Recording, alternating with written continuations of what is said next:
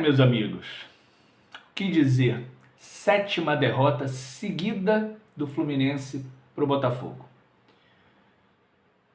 O pior não é nem perder o jogo Botafogo, né? Primeiro que ele joga naquele gramado que não é gramado, né? Que é uma desonestidade permitir que um ou outro clube jogue com gramado sintético, né? Sempre esse time vai ter vantagem, você desequilibra o futebol.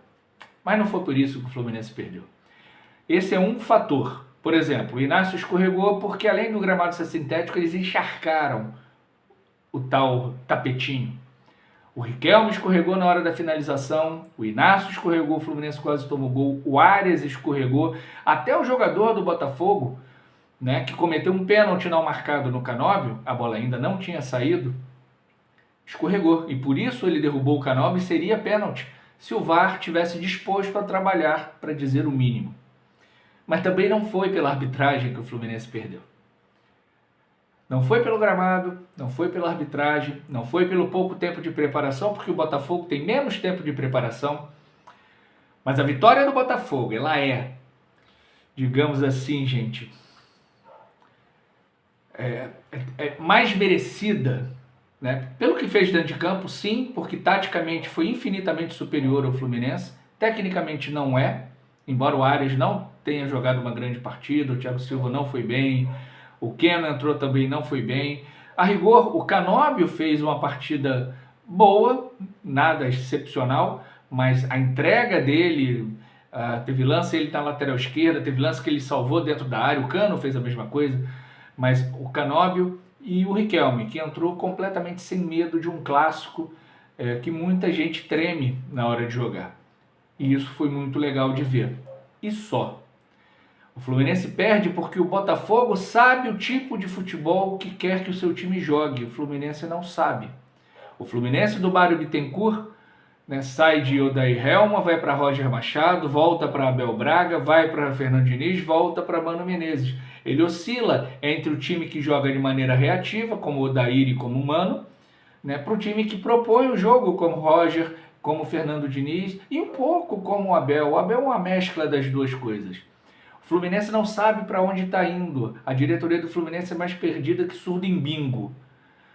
E aí não adianta contratar jogadores bons, né? Boas contratações como Canóbio, como Hércules, né? Que são bons jogadores. O Lavega, que está na seleção uruguaia e ainda não pôde estrear.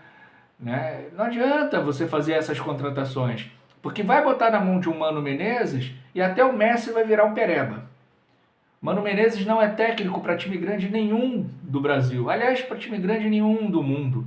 É um técnico ultrapassado, é um técnico de muita garganta e de pouquíssimo resultado. Já falei isso inúmeras vezes ano passado. Tem 10 títulos em 30 anos de carreira, quase 30 anos de carreira. Sendo 5 estaduais, 2 de Série B e 3 de Copa do Brasil. Nunca foi campeão brasileiro e nunca ganhou título internacional nenhum. Quando teve a chance com a seleção brasileira na Olimpíada de 2012, perdeu para o poderoso México. Né? Então, sair, não ter certeza do que você quer é muito ruim para um clube de futebol, que não tem vice-presidente de futebol e que o diretor de futebol, né, embora uma pessoa respeitável, né, é lá dos anos 80.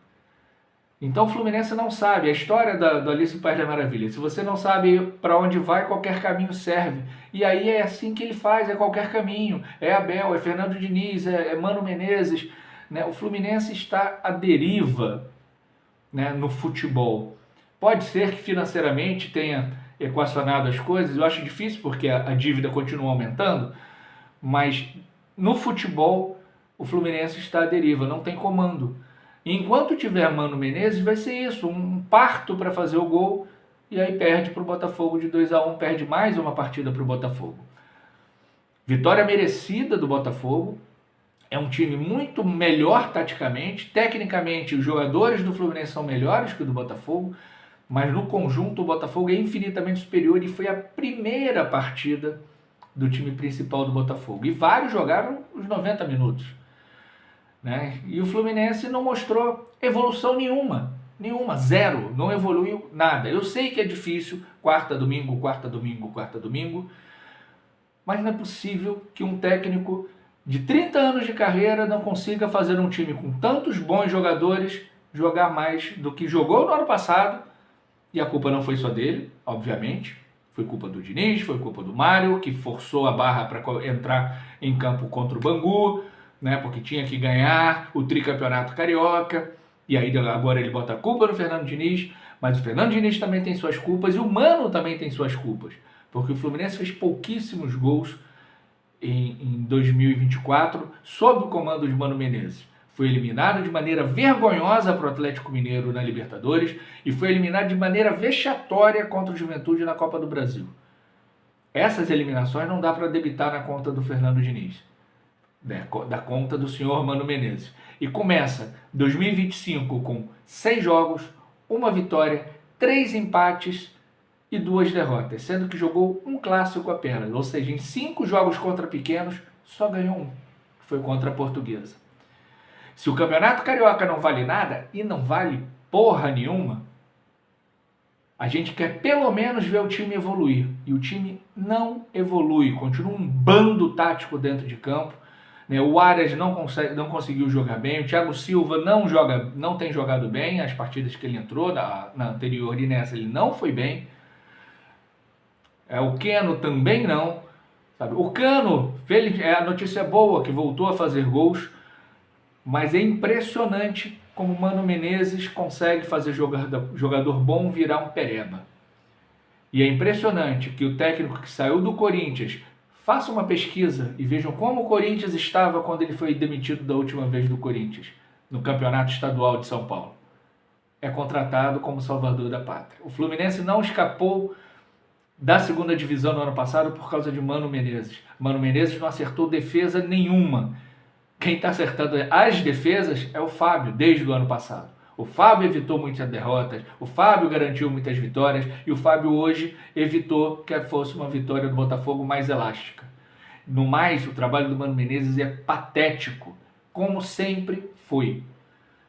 Enquanto o Fluminense não souber para onde ele quer ir, que tipo de futebol ele quer jogar, a gente vai viver essas oscilações. E isso não é só com o Mário Bittencourt, isso é histórico no Fluminense. Né? Você vem num momento, o time joga bem, daqui a pouco entra um técnico que joga para trás, depois você bota um técnico que gosta de propor o jogo, aí você bota um técnico que gosta de jogar de maneira reativa e o Fluminense segue a deriva. Vitória do Botafogo, 2-1, merecida, parabéns aos botafoguenses e fora Mano Menezes, pelo amor de Deus. Alexandre, é Campeonato Carioca ainda. Pô, se no Campeonato Carioca tá assim, você imagina na Copa do Brasil, no Brasileiro, na Sul-Americana e no Mundial. Com Mano Menezes, o Fluminense não passa da primeira fase. Beijo, abraço.